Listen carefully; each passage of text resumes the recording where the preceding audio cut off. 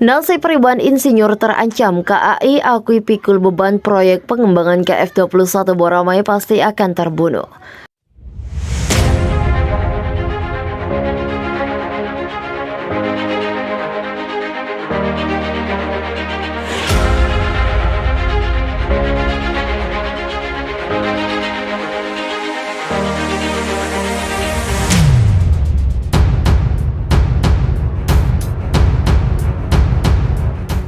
KF21 Boramae menjadi pesawat tempur kebanggaan Korea Selatan dan Indonesia. Pesawat tempur proyek kedua negara tersebut bakal melakukan terbang perdana pada tahun 2022 ini.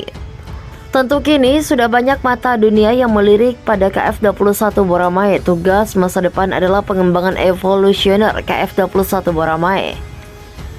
Ini adalah sistem tempur cerdas dan fungsi siluman yang terkait dengan ikan pari tempur tak berawak siluman yang sedang dikembangkan oleh Institut Penelitian Ilmu Pertahanan.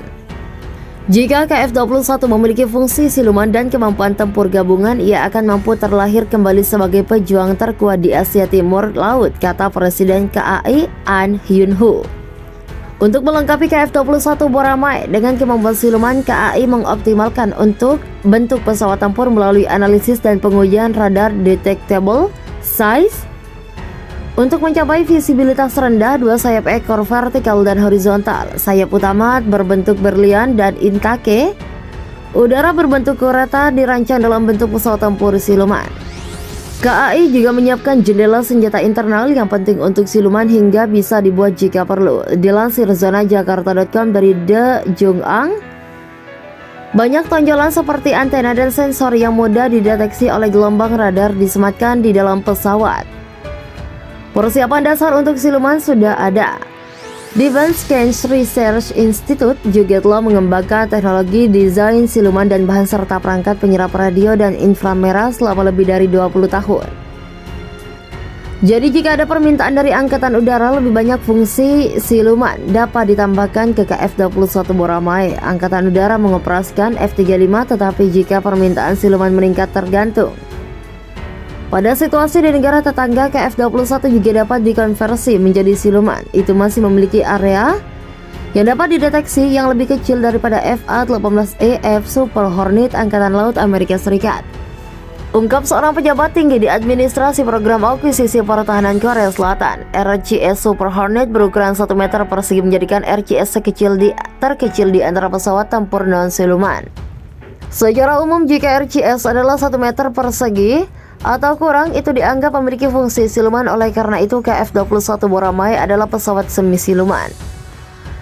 Pesawat siluman domestik Stingray yang dirilis ADD sebagai video tahun lalu dan pertempuran gabungan dengan dan tanpa awak merupakan titik pengamatan yang penting. Stingray sedikit lebih kecil dari pesawat tempur berawak, tetapi mereka tidak memiliki pilot sehingga mereka dapat memaksimalkan persenjataan mereka. Menurut ADD, Stingray dengan lebar 14,8 meter dan panjang 14,4 meter tanpa sayap ekor telah berhasil dalam uji lepas landas, mendarat, dan terbang.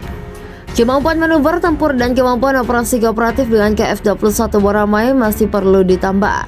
Namun jika Stingray berperang dengan KF21 Boramae, siluman kekuatan tempur Angkatan Udara diperkirakan akan sangat diperkuat. Misi pertempuran udara yang berbahaya dilakukan oleh Stingray. Pilot yang duduk di kursi belakang KF21 akan dapat mengendalikan ikan pari, ungkap seorang pejabat KAI.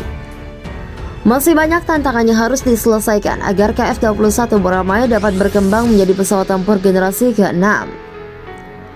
Untuk memasang senjata laser, senjata utama pejuang generasi ke-6, miniaturisasi. Senjata laser juga menjadi masalah, tetapi tenaga mesin untuk memasok energi ke senjata laser juga harus ditingkatkan. Selain itu, kemampuan serangan cyber dan kemampuan terbang di tingkat Mach 5 adalah tugas teknis yang tangguh.